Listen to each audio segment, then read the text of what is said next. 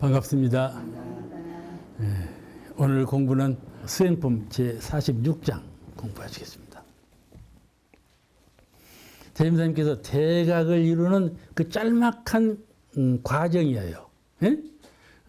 이제 전체적인 과정이 아니고 이제 그 대각 이루는 그 짧은 과정 아시겠죠? 그런 그 짧은 과정을 설명하신 거예요. 이 과정을 설명하신 성현은 아무도 없어요.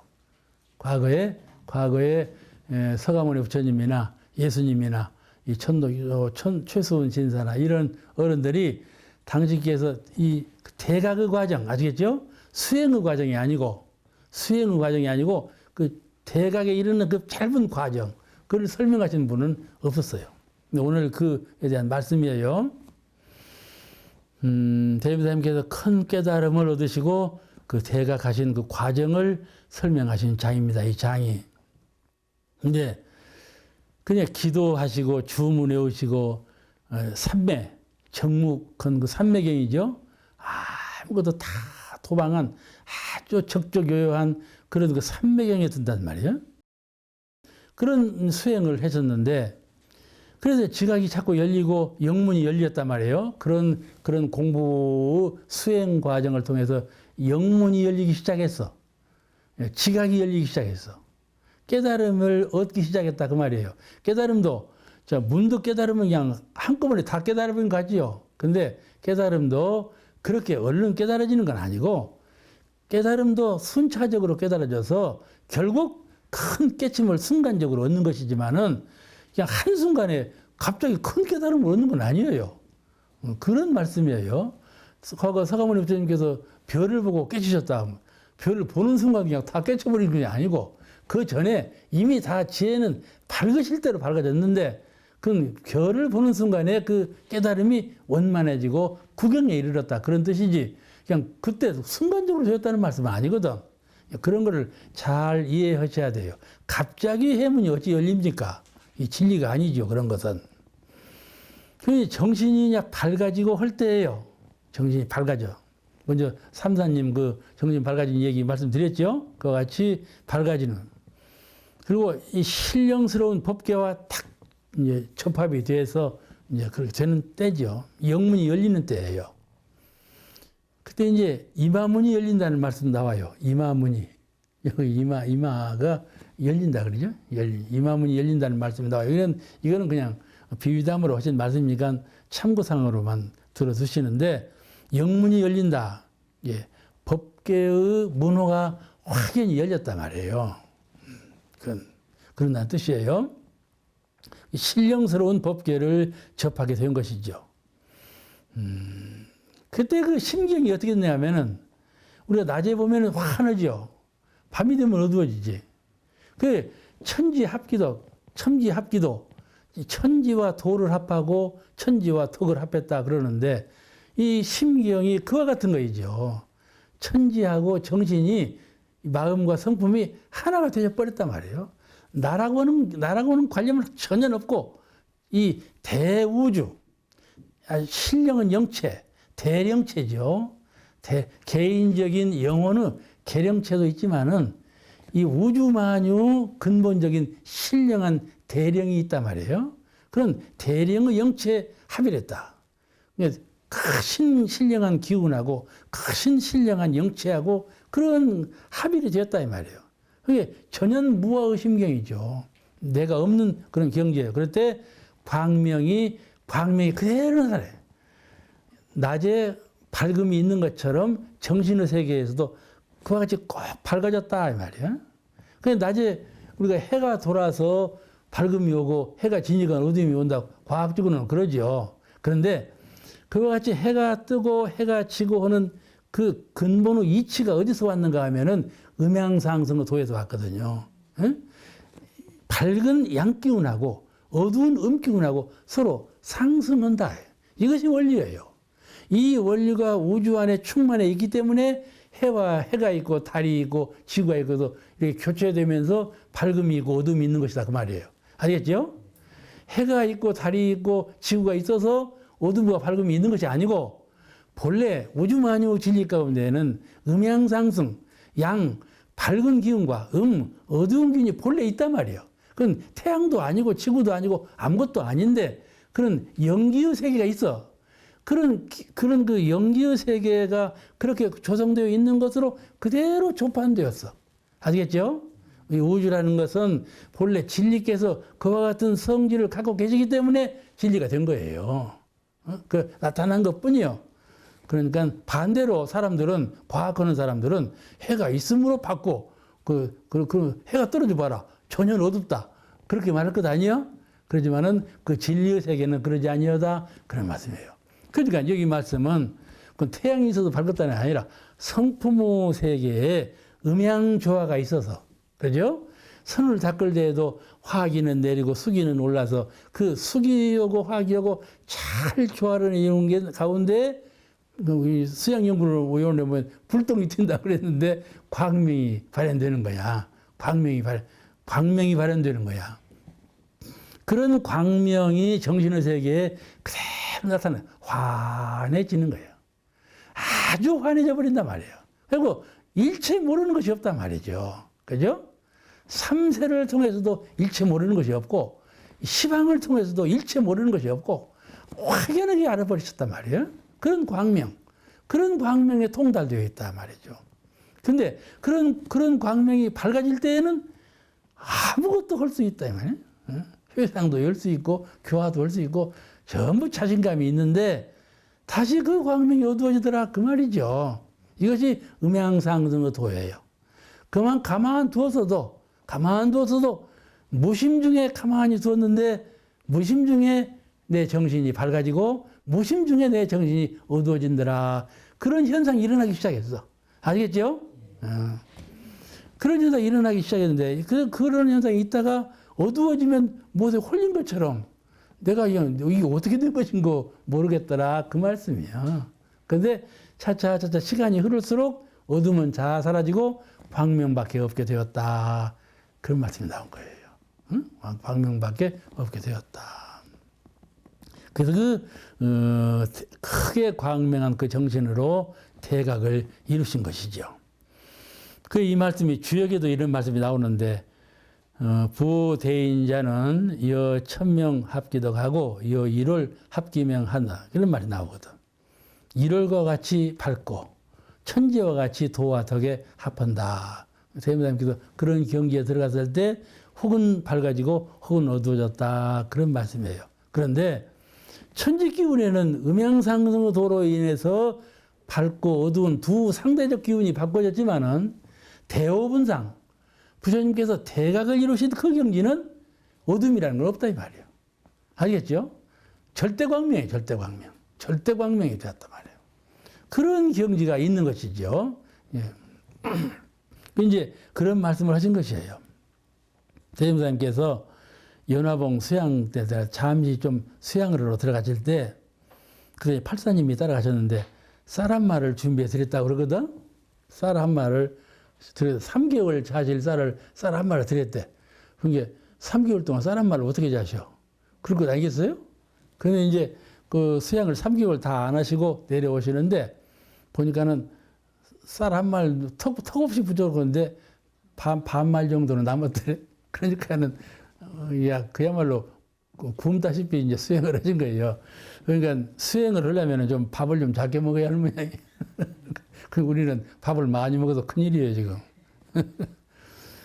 이제 그래서도 그때 세상 사람들이 보니 대중사님은 그렇게 아주 식사를 거의 안타시피 하면서도 연화봉에서 3개월을 지내셨는데 내려오실 때 하산할 때 보니까 오히려 세상 사람보다 얼굴이 더 환해 보였다.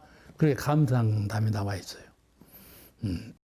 이게 문산 김정용 그 법사님이 13세에 출가를 했는데 그때 그 할머니가 그러셨대. 할머니가 문사님을 출가시키려고 보내는 거예요. 근데 문사님은 출가가 무엇인지도 모르고 가서 학교 다녀라. 이제 좋아서 간 거야. 갔는데 가서 대종사님 배워라 그러는데 할머니가 뭐라고 소개를 하는 거니? 그 어른은 생불님이시다. 우리가 무슨 사에 가면 그 부처님 계시지? 그렇습니다. 그 부처님은 죽었냐 살았냐 그 움직이지 못하게 돌아가신 부처님 아니에요? 근데 이 어른은 살아계신 부처님입니다. 생벌립니다. 그렇게 부처님은 부처님이도 생벌립니다. 그런가 보다. 또 그 어른은 밤에도 그 어른 옆에 있으면 책을 읽는다. 밤에도 불 안 켜놓고도 헌하시니까 책을 읽는다 그러시더래. 어떻게 밤에 불 안 켰는데 책을 읽어? 그냥 의심스러워. 또 그 어른은 다른 사람이 무엇을 했어도 전부 다 안다. 다른 사람 마음을 다 알아. 다 안다. 그러니까 그냥 크게 겁을 준 거예요. 그러니까 가봤는데, 대중사님을 배우니까 첫인상에, 참말로 생불림이구나. 그냥 의심이 없더라요. 생불림이더라요. 그리고 헌하신 것도 저 책을 읽었더라요. 이게 두 가지는 의심이 없어. 밤에도 책을 읽고, 대중사님 옆에서 책을 읽는다. 그 말도 의심이 전혀 없더래. 전혀 할머니 말씀이 의심이 안 가. 그렇다. 한 가지는 의심이 안 가는데 다른 사람 마음도 다 알아본다는 말이 의심이 가. 그런데 그랬더래. 보화당에서 처음에 보화당에 가서 근무를 하는데 이제 거기서 그저 은단 있죠? 은단 그 무엇인가를 갖고 그 밖에서 이렇게 놓고 뭐 그 하는 거 있어. 밖에 그런 거 하는데 은단을 주고도 그거 할 수 있냐 그러니까는 할 수 있다고 그러더래. 그래서 은단 하나를 놓고 그걸 했다는 거야.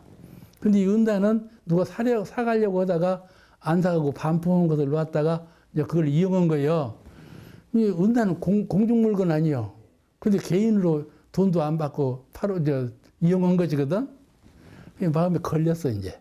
이것은 큰 마음에 걸린 거야. 세상 사람들 1억 2천을 먹어야 마음에 걸리지만은 문사는 은단 하나 갖다가 그거 한 것이 마음에 크게 걸렸어. 그런데 그날 따라서 이제 그 원장님이 대종사님 약을 좀 갖다 드려라 그러더래. 근데 그때 가면은 다 알 것 같더래. 조금 이따 가야 모르실 것 같아. 그래서 미중미중 밤까지 미뤘어. 그래갖고 밤에 갔더래. 밤에 가니까 대종사님께서 정령이 저놈 도적질 않는가 모르겠다 그러시더래. 도적질 않는가 모르겠다. 첫 말씀이 그러시더래. 그래서 아이고 다 아시는구나. 남의 마음을 다 아시는구나. 증명했다는 거예요. 그 문사님이 그 얘기를 하죠. 수행품 47장. 이 47장의 말씀 요지는 대문님께서 법설을 할 때 해수로 이렇게 기침을 하셔. 가끔 기침을 하셔. 우리 황희천 선생님이 대종사님 곧 열반하실 때 곧 열반하시는데 문병을 오라 그래서 가봤습니다. 대종사님이 이천이를 부르라 하시더래요. 이천이 불러라. 당신이 열반하시려고 이천이 만나고 가시려고 부르라. 이천 선생님 가보시니까 기침도 안 하시고 평소에는 평소보다도 얼굴이 더 환하시고 앉아 계시고 그러시더래. 그래서 대종사님께 귓속말로 대종사님 꾀병하시오 그랬대.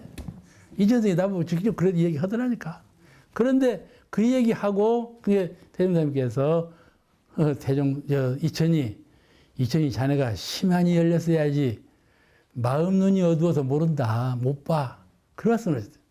근데 그 말씀 마치고 서일로 갔는데 서에 도착하자 대종사님이 열반했다고 부음이 오더라는 거야. 그렇게 해도 모른단 말이에요. 그와 같이 이 해수를 좀 하셨어요. 이렇게 기침을 좀 하셨어요.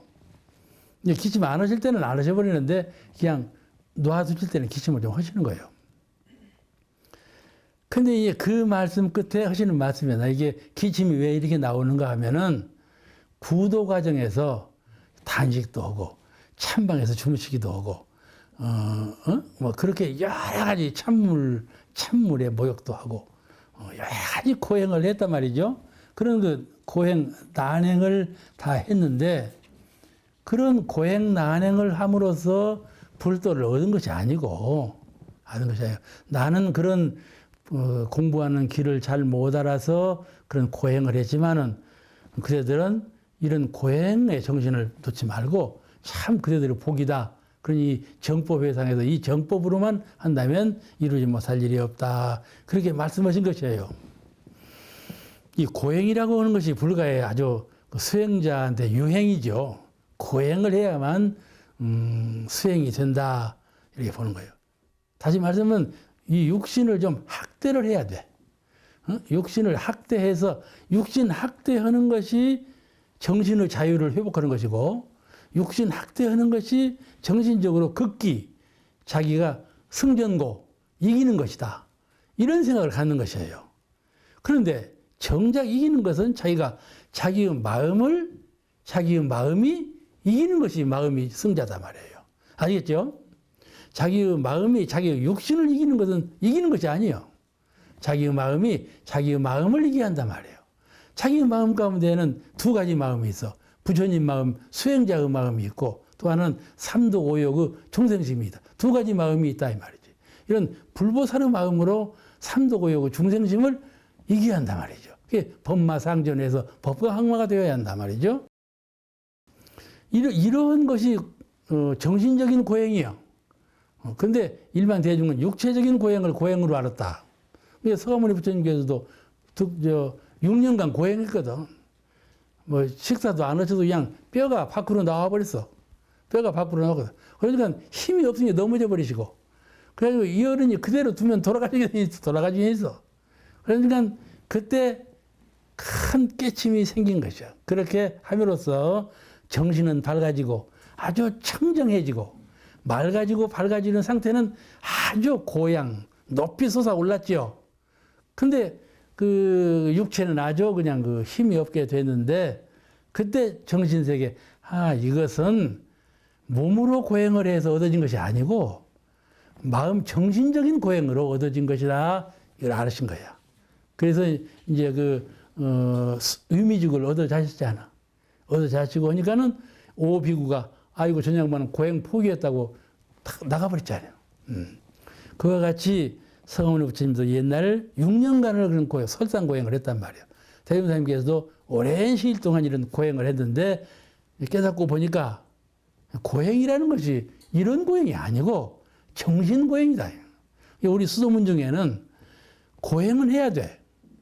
고행은 해야 돼. 어떤 고행을 하냐면 정신 고행을 해야 한단 말이에요. 육체적인 고행이 아니고 정신 고행을. 근데 요새는 정신 고행이 뭐요? 전혀 반대예요. 그냥 육신을 그냥 보살로 하러. 이놈의 육신이 병들까 무섭고 이놈의 육신이 어디 가서 허를까 무섭고 그냥 그렇게 위하고 그냥 모신단 말이에요. 그런 게 병이 나는 거예요. 하도 너무 위하니까 병이 나. 그러니까 이 해탈하기 위해서 고행을 하는 것인데 우리는 이 본문을 읽을 때 육체적인 고행은 하지 말고 우리 정신적인 고행을 잘 닦아야 한다. 그런 속 깊은 공부를 해나가야 되겠어요. 대중사님은 그때 그냥 도두가 나고 온몸에 종기가 난 거예요. 폐인이고 누가 봐도 그냥 대중사님 폐인으로 만들어버렸지 않아요? 그러다가 이제 득도 하셨는데 이런 것을 그렇게 해서는 안 된다 말씀이죠. 그러면 이것이 이제 소승수행의 길에서 대승수행의 길로 바뀌어지는 것인데, 그죠? 몸을 근본으로 해가지고 몸을 닦아. 밥 먹는 일, 잠자는 일, 깨어나는 일, 돌아다니는 일, 모든 것을 몸을 근본으로 해서 행을 닦아. 그걸 소승불교라고 그래요. 소승불교는 그냥 접시 하나 놓는 것도 잘 놔야 되고 그냥 해야 한단 말이에요. 근데 이 소승불교는 아주 작은 집 짓는 사람들이요. 작은 집 지어. 그러나 이 불교가 점진적으로 발달해가지고 대승불교로 발달했는데 대승불교라는 것은 정신면에서 관조하는 공부가 자꾸 발달해가지고 모두가 다 도인되어 버렸단 말이에요. 소승불교는 부처님 한 분만 부처님이셔. 대승불교는 그렇지 않고 모두가 다 부처님이셔. 이렇게 발달한 것이 대승불교예요. 그 이제 대승불교에서는 옛날에 그 고행을 중심 삼지 않는다 그 말이죠. 그렇게 발전했는데 이 대승의 수행법이 발전함에 따라서 그 무슨 법인가 하면은 무시선 무처선법이죠. 무시선 무처선법이 대승법으로 동정감 분리선법이라고 해서 사람이 정할 때 있고 동할 때가 있는데 옛날 사람들은 정할 때만 마음 공부하는 걸로 알았어. 동할 때는 공부 안 하는 걸로 알았어. 그런데 대승적인 큰 공부라는 것은 동할 때나 정할 때나 한결같이 마음의 수양력, 연구력, 취사력, 사막 공부를 언제든지 하는 그 공부, 쉼없이 하는 공부, 그 공부를 대승 공부라 그리고 원만한 수행 공부라 그렇게 말을 해요. 이 장에서는 고행을 하는데 고행을 그렇게 옛날처럼 그렇게 할 것이 아니라 대승적인 견지에서 사막병진의 정신적 고행을 해라. 이 가르치심이셔요. 이 가르치심이죠. 그 이제 덜 먹고 덜 생각하고 덜 편하고 덜 돌아다니고 덜 소비하고 그 있죠. 응? 아주 마트에 가봐. 그냥 여자분들 물결이요. 남자는 입도 없어. 남자는 나 하나요. 마트에 가보면 그냥 소비요. 소비 물결이요. 소비들 어떻게 잘하는지 몰라. 고행이 아니요. 좀 덜 해야 한다. 밥도 좀 덜 먹고 옷도 좀 덜 입고 편해요. 뭐 어떻게 해서든 편하려고 그러거든. 청소도 안 한다니까. 아침에 일어나 청소도 안 해요. 몸 편한 것이 제일이요. 청소하면 더 건강할 텐데 청소도 안 해버려 그냥.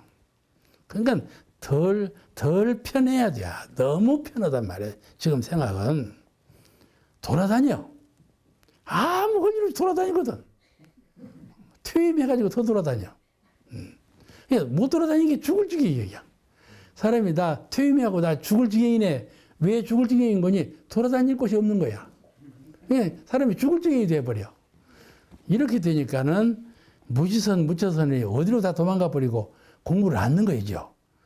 그 정신고행을 하는 사람은 몸이야 돌아다니건 돌아다니지 않건 세월이야 흐르건 흐르지 않건 아무 관계가 없는 거예요.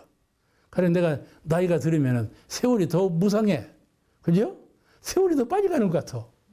왜 빨리 가는가? 죽음이 돌아오니까 빨리 가는 것만 같아. 세월이 아까워. 그런데 공부를 하는 분은 세월을 딱 중지시키는 거예요. 아시겠죠? 그걸 대적공이라고 해요. 나는 내 앞에서는 세월이 안 가. 그런 마음의 중심이 있어야 큰 공부를 하는 사람이지 어떻게 세월 간다고 나도 가냐는 말이에요. 그렇잖아요? 그런 그 공부를 하는 이것이 정신적인 고행이거든. 아시겠죠?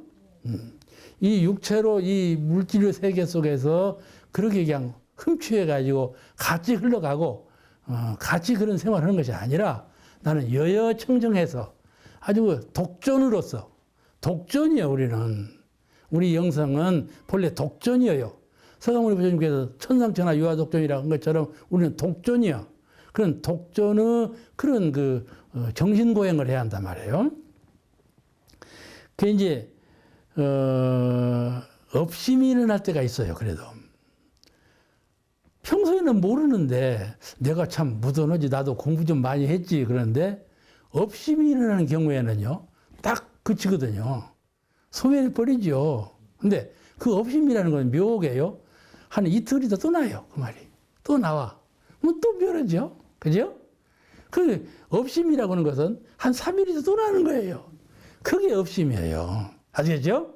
우리 정신세계에 어부종자가 숨어 있는데 그 어부종자는 기회에 따라서 일어나고 또 이러면 안 죽는 거예요. 에? 그래서 참 오랫동안 수양을 하고 연구하고 종합적으로 이놈을 죽여놓는 거예요. 소멸시켜버려요. 종자를 없애버리는 거예요. 그렇게 하려면은 평소에 몰록되는 것이 아니고 평소에 법의종자, 이론상 항상 동할 때나 정할 때나 이론상 청정무효한 광명한 이론상의 체가 항상 서 있어야 한단 말이에요. 항상 서 있어야 해요. 그래야 이 업심이 일어나지 못하는 거예요. 알겠죠? 업심이라는 것은 그 사람의 마음 가운데 청정무효한 광명무상한 이론상이 없을 때 들어오는 거예요. 아시겠죠? 이론상의 표준이 내 정신세계에 없을 때 그 업심이 일어나는 거예요. 그냥 업심이 일어나는 건 아니에요. 아시겠죠? 그런 공부심을 가지고서 무지선 무처선 공부심을 되는 것이다. 말씀이죠. 오늘 시간 마치겠습니다. 감사합니다.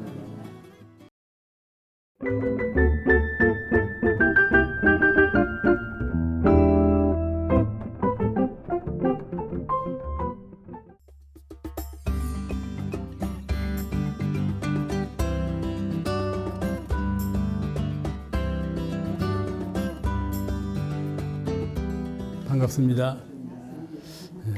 오늘 공부는 수행품 제48장을 공부하시겠습니다. 우리 수도인이 모든 수행자가 도를 다가갈 때에 법위가 향상될 때가 있잖아요. 특히 우리는 6등급의 법위를 설정해 놓고 법위 등급을 심사해서 등 위에 올라가거든요. 그렇게 그 법위가 높아질 때 또는 불지에 오를 때, 성불할 때, 그럴 때는 법계로부터 응분 후 시험이 있게 된다. 그런 말씀이셔요. 이 이제 시험은 법계에서 시험 보는 큰 시험도 시험이겠지만은 우리는 항상 경계의 시험을 받지요. 새벽에, 낮에, 밤에 언제라도 경계로부터 시험을 받지요. 그 경계에 당해서 법을 잘 실행해서 괴롭지 아니하고 또 은혜롭게 그 일을 밝게 해결해 가는 사람은 시험에 들지 않는 분이죠. 그런데 경계를 당해서 아주 고통을 받거나 그 경계를 취사한 후에 그것이 실패로 돌아가거나 그런 그 시험에 드는 경우가 많다고 말이죠. 그래서 이 항상 시험을 받고 있지만은 법위가 향상될 때 또는 성불, 불지에 오를 때 그때는 아주 큰 시험을 법계로부터 받게 된다. 그런 말씀을 하고 계셔요. 그래서 실패가 없기를 부탁한다. 그런 말씀이시거든요. 근데 우리 인생은 시험장이에요. 시험장이에요. 사실은. 학력 시험을 보지 않아요. 능력 시험도 보지요. 또 가정이나 사회에서는 그 신법 시험을 봐요. 신법이 대중사회에서 인정받는 사람은 존경받고 서로 협력하는 협력체에 들지만은 신법이 인정받지 못하면 존경받지 못하고 그 하는 일도 다 실패로 돌아가고 다른 사람의 피해를 끼치고 그러죠. 신법을 시험받는다. 또 제복 시험장이에요. 죄복 시험장이에요. 죄와 복이 어디서 나누어진가 하면은 경계를 당해서 그 시험에 합격하면 복이고 시험에 실패하면 고고. 그렇지 않겠어요? 생사도 마찬가지예요. 우리에게는 죽음이라고 하는 고비가 앞으로 돌아온다고 말씀이죠. 이 죽음이라는 것이 시험으로 돌아오는 분도 있고 죽음이라는 것이 시험으로 돌아오지 않는 분도 있거든요. 어떻게 하면 시험으로 돌아오지 않는가 하면은 생사해탈해서 생사가 영멸한 성품의 도를 깨쳐서 생사 없는 그 큰 자리를 깨달아서 수호할 줄 아는 법력을 갖춘 사람은 생사가 없다고 말씀이죠. 생사라는 것은 자연적인 과정이 불과한 것이고 내가 느끼는 생사는 없다고 말이에요. 이와 같이 사람은 태어나서 배우고 익히고 살고 하는 동안에 항상 시험장에서 살고 있다. 시험장에서 살고 있다. 그 시험을 잘 합격해서 본래 그 고통은 불러들이지 말고 낙생활, 광명한 은혜 생활 또 그 지혜로운 생활을 할 수 있도록 그 길을 열어가라고 부탁하신 것이거든요. 그 이제 이 시험에 들지 않는 사람, 시험에 들지 않는 사람이 되어야 되겠어요. 법강항마에 이른 분, 우리가 법강항마위의 법위를 말하죠. 항상 경계를 당해서 법강항마가 될 수 있는 법력을 갖춘 그런 분은 시험이 없다고 말이죠. 법마 상정급에서는 서로 싸우고 승패가 그때 갈라지지만은 이미 법가항마가 된 그분에게는 시험이 없지 않겠어요? 옛날 그 중국의 출가 수도승이 아닌 그냥 야인으로 거사로 계시면서 불도를 이룬 방거사가 있었거든요. 그 방거사는 부인하고 아들, 딸하고가 다 생사해탈하는 그런 법력을 다 갖추었다고 좀 전해져 오고 있는데 방거사가 그렇게 위대한 불과를 이루기 전에는 이제 이제 과거 시험을 보러 갔단 말이죠. 과거 시험을 보러 갔어. 그러다가 그 친구, 다나라고 하는 친구하고 같이 갔는데, 가다가 한 스님을 만났어. 그 스님이 방거사에게 말하기를, 당신들은 어디 가십니까? 그러니까는 지금 이제 벼슬하러 선관장에 간다. 관리 시험을 보러 간다. 그러거든. 그러니까 그 스님이 하는 말이, 선관장, 관리를 선발하는 선관장으로 가지 말고 선불장으로 가는 것이 어떻겠습니까? 선불장은 뭔 거니? 부처를 선발하는 그런 선불장으로 가는 것이 어떻겠어? 그런단 말이야. 방거사가 들어보니까 영판이 다른 말이거든. 그 방거사는 본래부터 수도 정진한 큰 도력을 얻은 분이기 때문에 곧 마음이 회양해가지고, 아, 그러면 그렇게 해야지 해가지고 찾아간 스님이 마조라는 거예요. 마조 스님을 찾아갔어. 그래서 아주 큰 도를 이루셨죠. 그 같이 가던 다나는 나무로 만든 부처님을 화구에다 떼가지고 사리를 구했다는 그 스님이 있죠. 그래서 그분이 다나 스님이거든. 그러니까 다나 스님도 출가하고 방거사도 출가해가지고 아주 큰 스님들이 다 되었다. 그런 얘기가 있는데, 오늘 드릴 말씀은 이 선불장, 이 세상이라는 것이 선불장이다. 가정이나 직장이나 어느 세계에 있더라도 다 경계 속에 있기 때문에 선불장이다. 그 경계 속에 한 경계 한 경계에 따라서 전부 부처님이 선발되는 그런 선불장에서 우리가 살고 있다는 것을 알 수가 있어요. 그런데 그 대신 이 세상은 경계를 통해서 우리가 부처님이 되거나 부처님이 되지 못하거나 선불장의 입장에 있지만은, 그 대신 법계에서 수도정진하는 그분에게는 아주 특별히 관여해 주시고 또 도와주시고 호렴해 주시고 그런 은혜가 있다 그 말씀이죠. 보통 사람이 아니고 수도의 뜻을 두고 도를 닦고 수행하는 그분에게는 항상 법계에서 도움을 주시는 그런 은혜가 있다는 것을 잘 알고 있어야 돼요. 끊임없는 도움이 있죠. 이것을 천지간섭이라 그래요. 우리 대산종사님께서는 천지간섭하는 시기가 온다. 수도인에게는 천지간섭하는 시기가 온다. 그게 바로 법계에서 관여하는 거예요. 한 사람 한 사람이 아주 수도 정진하는 데 뜻을 두고 아주 그 길 한 길로 잘 정진해 가는 분은 이미 법계에서 그분을 관여한다 그 말씀이죠. 관여하니까 시험도 보겠죠. 그죠? 관여하니까 시험도 보시는 거예요. 그 법력이 어느 정도인가? 탐심에, 진심에, 치심에 끌리는 바가 있는가 없는가?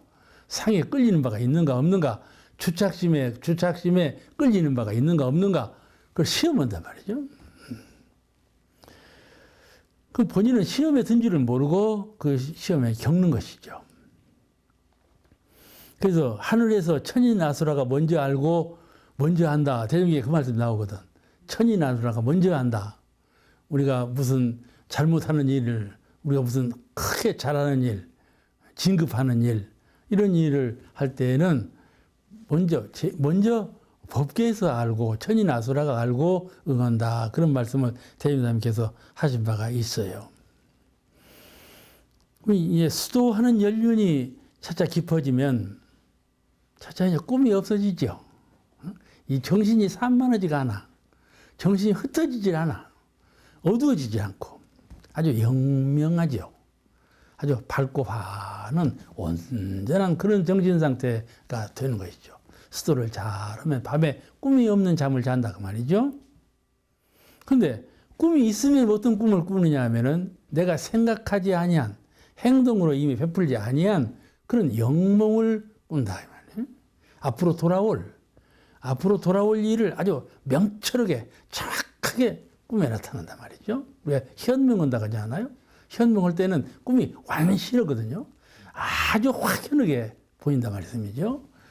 그런 거는 잠들기 전에 염불을 하고 잔다든지 선언을 하고 잔다든지 온전한 심상으로 오랫동안 있다가 이렇게 잠이 든단 말이에요. 그럴 때는 그런 영몽을 꾸는 경우가 퍽 많아요. 그런데 그 현몽을 할 때 앞으로 돌아올 내두사를 꿈을 통해서 보았을 때 아, 내가 천지간섭을 받는 인물이로구나. 그런 걸 스스로 느껴요. 내가 보통 사람이 아니고 수행자로서 법계의 관여를 받고 있구나. 혼몸이 아니로구나. 이거를 스스로 알게 되는 겁니다.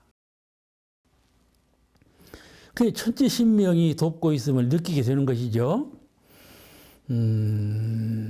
근데 법 있는 내 위에 스승이 계시잖아요, 항상. 그 스승이 이 아래 제자에 대해서 법력을 그냥 어떻게 알 수 있나요? 경계를 줘야 알지. 그죠? 경계를 줘서 어떻게 응하는가를 본단 말이에요. 그런 경우가 있어요. 법계에서 시험 보는 것이 아니라 서로 사제간에, 서로 동지간에도 법력이 있으면은 시험 문제를 던진다 그 말이에요. 그래가지고 안다 그 말이에요. 그래서 누구를 심부를 시킨단 말이에요. 심부름을 시켜.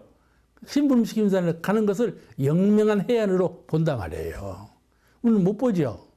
사람이 떠나보면 보이나요? 안 보이죠. 근데 해안으로 보는 분은 본다 그 말이에요. 보아. 스승이 해안을 갖고 있으면 능히 보아요. 이 해안은 산하가 가리우지는 못해. 산하가 가리우지는 못해. 그래서 그가 어떻게 하는가를 보는 거예요. 아시겠죠? 대종사님께서 정산용사님 전주는 보지 말으라 그러니까는 전주는 들리지 말으라 그러시니까는 전주를 보지도 않았다고 그러잖아요. 그죠?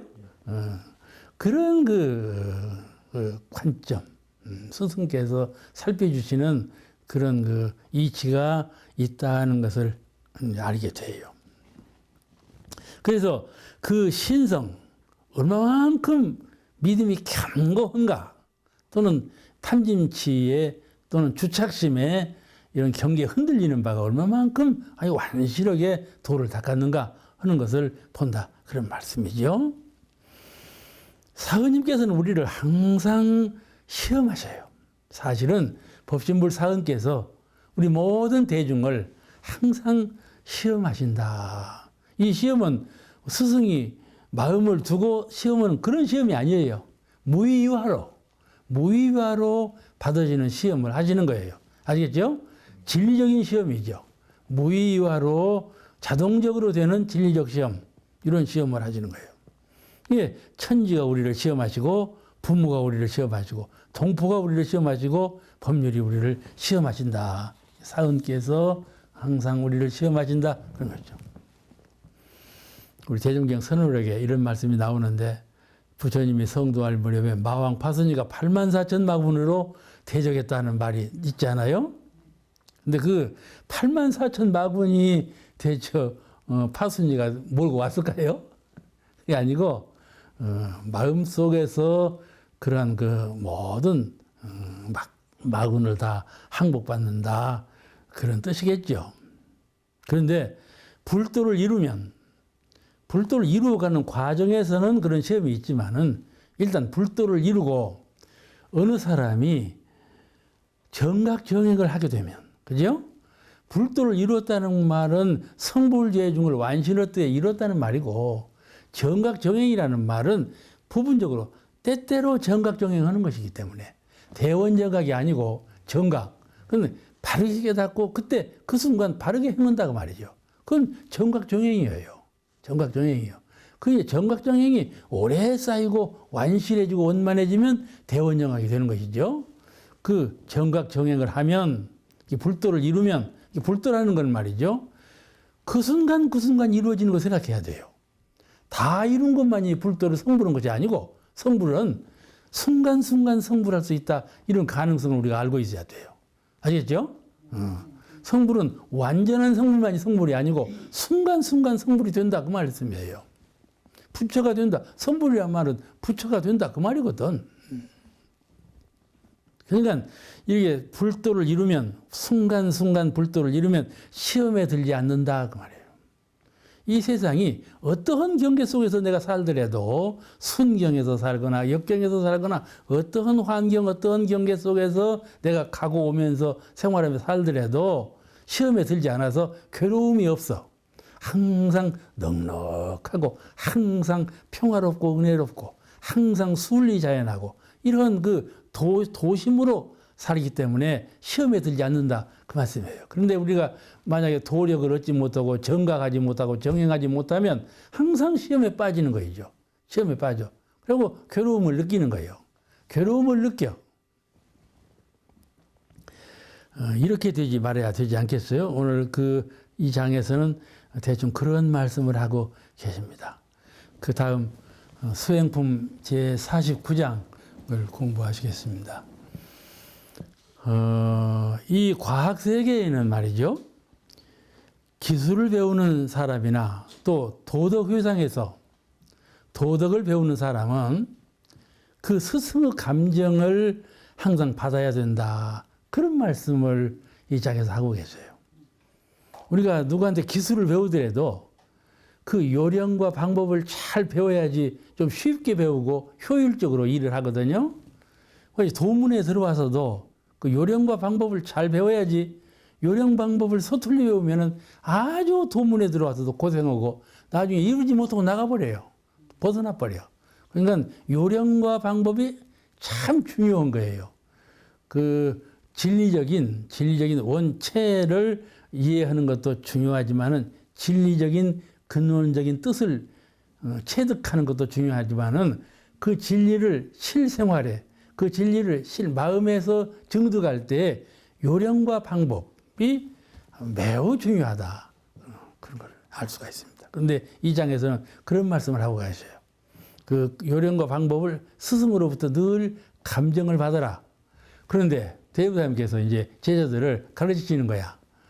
저 사람이 신성이 아주 견고해서 스승의 말씀은 절대 신성, 모든 것을 다 받아들이는 그런 신성이 있는가? 시험해 보시는 거야. 응? 시험해 보시는 거야. 그런 신성이 꼭 내 사리 판단으로는 이것이 옳은데 스승께서는 저렇게 하라고 한단 말이요? 그럼 어찌 되겠어요? 자기 주장을 세우는 거예요. 이렇게 해야 되는데 왜 그렇게 합니까? 이렇게 반대 의견을 내놓는 거예요. 그건 스승의 그 뜻에 불복종하는 것이죠. 그죠? 그건 스승에 대해서 확연하게 믿지 못하는 마음이 아니고 자존의식, 자기의 생각을 고수하는 자기의 생각을 텅 비워버리고 스승의 뜻과 스승의 가르침을 다 받아들여가지고 전수전탈 다 받아들이고 다 뺏겨버리는 그런 상태에서 도를 받아들여야 완전한 도가 돌아오는 것인데 자기 것을 안에 아껴만 뒀단 말이요.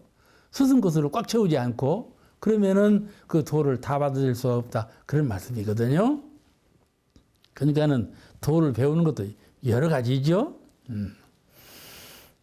그 이제 그 스승의 감정을 받으라. 그래서 대무사님께서 이제 하는 것을 늘 감정을 하죠. 잘한다, 잘못한다. 그러면은 잘한다 할 때는 기분 좋죠. 아니, 잘못한다 할 때는 같은 회상에 들어와서 꾸준만 들으면 기분 좋을 리가 있겠어요? 그러면 안 받아들여. 왜 나보고만 꾸중하시는가? 이런단 말이요. 이렇게 되면 안 된다 그 말씀이죠. 감정을 받을 때는 잘한다, 잘못한다는 것은 감정이거든요. 감정이요. 스스로 감정. 무엇을 감정하는가 하면 요령과 방법이에요. 좌선할 때 요령과 방법을 잘 체득해서 가장 쉽게 가장 실효성 있게 좌선하는가? 그러지 않냐고 엉뚱한 방법으로 해갖고 괴로움을 받고 있는가? 좌선할 때 우리 좌선의 방법에 가서 요령은 다 나와 있잖아요. 원리도 다 나와 있고 다 읽고 배웠지만은 실제로 자기가 좌선할 때는 요령머리가 없어갖고 잘못한단 말이에요. 그러면 가르칠 것 아니에요. 이렇게 해라. 그러면 그걸 꾸중으로 알아들어갖고 당신만 꾸중한다고 생각하면 그거 되겠어요? 모든 것이 다 그렇단 말이에요. 부처님 보시는 안목으로는 잘못하고 잘하는 것이 환한데 우리는 그것이 잘못한 일 같지 않단 말이에요. 그러니까 감정을 할 때 그걸 다 은혜로 알고 잘 감수하고 받들어야 된다. 그런 말씀이에요. 도를 이룰 때에는 스승의 감정을 잘 받아라. 그런 말씀이에요. 충고를 감사하는 동시에 공부 참된 요령을 얻어나가라. 그렇게 부탁하신 말씀이니까 그리 하시고 좀 더 공부하시겠습니다. 공부와 일을 하는 중에는 그 공부와 일의 방법과 요령을 알지 못하면 아주 고되고 어렵고 더디다. 드디어. 그러니까 제가 원로원에서 식사를 하는데 식사 중에 상추쌈이 나오는 거예요. 상추도 나오고 쌈장이 나오잖아요. 그러면 상추를 먹을 만큼 놓고 쌈장을 떠다 자기 사라에다 씌워 놓아야 되지 않아? 근데 그것을 그냥 몽땅 떠다가 그냥 질퍽하게 놓는 사람도 있고 떤방 떠다가 그냥 딸기 마냥 딱 놓는 사람도 있고 그러거든. 요령을 잘 아는 사람은 자기 먹을 만큼을 딱 떠다가 이렇게 잘 놓는데 요령 모르는 사람은 그냥 엄청나게 떠다가 그냥 발라놓거든, 발라놔. 그러면 남는 쌈이 얼마며 설거지할 때 얼마나 그게 귀찮으냐 말이에요. 그러죠? 그와 같이 공부도 다 그렇다 그 말이에요. 모든 것이 그 딸기 쌈장 하나를 못 가져가는 사람이 어떻게 다른 큰 공부에 요령머리가 있겠냐는 말이에요. 그러죠? 요령이 있어야 한다. 방법을 잘 체득하고 왜 그것을 이렇게 하는가? 그 방법에 대해서 잘 체득해야 한다. 또 방법을 실행에 옮기는데 요령이 있어야 되는데 그 요령을 잘 체득해야 한단 말이에요. 그죠? 이건 뭐 길게 말할 것이 없는 거예요. 방법과 요령은 대단히 중요한 거죠. 그 입정 시간에, 좌성 시간에 교무님이 그러신다. 자세를 바르게 하고 생각을 온전히 하고 입정하시겠습니다. 그러거든.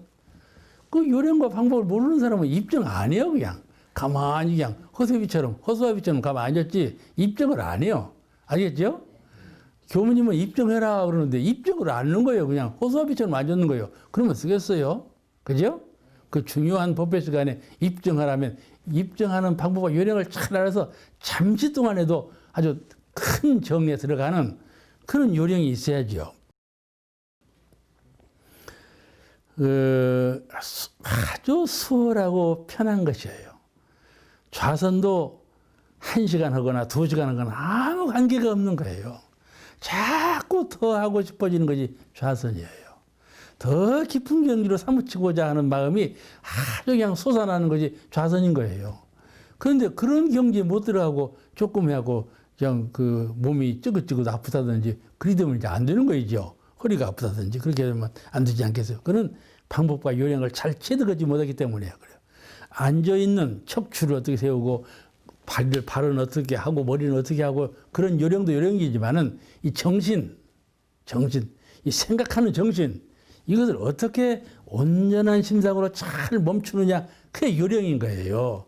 그런 요령을 체득하지 못하면 정신을 온전한 상태로 가만히 두들 못해. 두들 못해. 그리고 가만히 두들 못하니까 몸에 이제 혈맥이 잘 순환이 안 되는 거죠.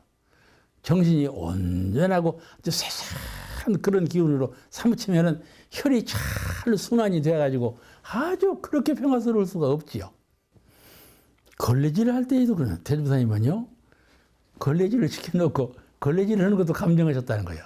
어떤 간사가 이제 조실에 들어가고 걸레질을 하는데 자꾸 앞으로만 닦아가는 거예요, 이렇게. 그러니까 닦아오는 놈을 발로 등으로 다 씻어 뭉개고 가지 아니에요. 그러니까 야 그렇게 닦지 말고 뒤로 닦아오르라. 그렇게 가르쳤다는 거예요. 그래서 대종사님께서 하신 말씀이니까 유전해 왔어. 알겠죠? 다른 분이 그렇게 가르쳤으면 유전이 안 돼. 대종사님께서 그 제자를 그렇게 가르치기 때문에 지금까지 유전에 오지 아니에요. 조실에 대비하면서 걸레질 하는 것도 다 감정을 하셨다. 이렇게 유전에 오지 아니에요. 충산 정일지 교무님께서 서울에서 익산을 오는데, 익산 총부로 오는데, 대비사님께서 그러시대. 충산을 부르셨어. 오늘 총부로 가는데, 익산에서 내리지 마라. 황등에서 내려라. 황등에서 내려서 가면은, 북풍이 불지 않아요. 황등에 내리면 북풍이 뒤에서 부는 거야. 이게 바람이 이렇게 밀어줘. 그게 따뜻해요. 그러니까는, 그리고 돈도 작게 들고 그러니까 쉽게 춥지 않게 총부로 갈 수 있으니까 그리 가거라 그리 가르치셨다는 거예요. 근데 대개는 다 익산에 내리죠. 다 익산에 내리죠. 누가 황등에 내리려고 했어요. 총부 간 다음에 익산에 내리죠. 그런데 그런 것을 다 방법을 가르치셨다 그런 거예요. 그러니까 얼마나 대종사님께서도 아주 주밀하게 세밀하게 다 연마하신다는 것을 알 수가 있어요. 그럼 가냐? 그럼 잘 다녀오느라. 그게 아니고 우리가 되게 그래요. 감리가 잘 다녀와. 그래 버려요. 그런데 그게 아주 주밀하게 정확하게 그렇게 하셨다. 그걸 알 수가 있어요.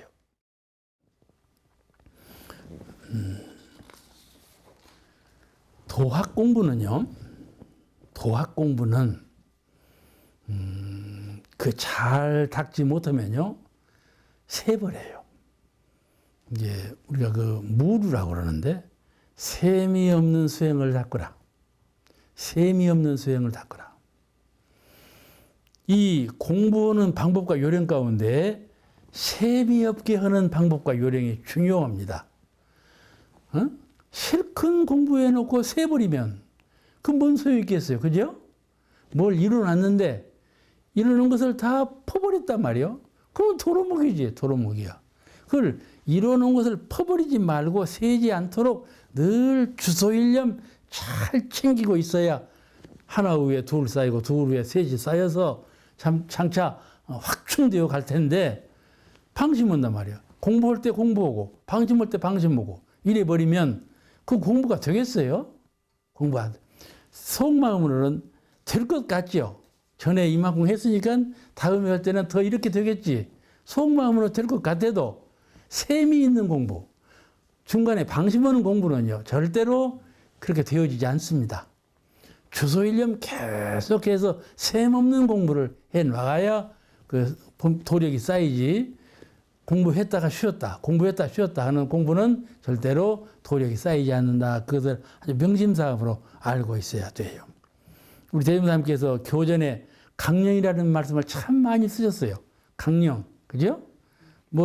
사은, 사요, 사막, 팔조 이런 쌍에도 전부 강령이라는 말이 나와요. 천지, 보은우, 강령, 그게 나오죠? 그런 강령이 뭐냐면 사실은 공부하는 방법과 요령이거든요. 무엇을 추려 잡아라. 이 공부를 할 때는 산만하게 하는 것이 아니라 이것을 표준해서 추려 잡아라. 그런 말씀이거든요. 강령이거든요. 그것이 공부하는 요령이요 방법이에요. 만약에 그런 강령이 없이 그런 표준이 없이 공부하면 훨씬 더 산만하고 흩어지고 모여지지 않죠. 우리가 교리도 보세요. 딱 펴면 이론상 나오죠. 응? 공부하는 요령이에요. 이론상이. 이론상만 보면 해결돼 버리잖아요. 이론상만 마음에 챙기면 모든 것이 다 해결돼 버리잖아요. 교리도 보세요. 교리도만 보면 원불교 교리의 전체를 파악하잖아요. 그게 공부하는 방법과 요령이거든요. 세밀한 분야에서 방법과 요령도 그이지만은 전체적인 분야에서도 역시 방법과 요령이 있다고 말이죠. 그런 요령면허 없이 공부한단 말이요. 이것 배우고 저것 배우고 체계가 없어. 또 줄기를 못 잡아. 이게 산만은 이게 다 줄기가 엮어져 가지고 하나로 회통되어야 되는데 그 하나로 회통되는 자리를 몰라. 그건 분야별로만 알지. 이렇게 하면 공부가 요령 없는 공부죠. 항상 교전에서 사는 바와 같이 강령, 그 요령 있는 공부를 제시하셨다. 이 장에서는 그런 말씀을 하고 계십니다. 오늘 말씀에서.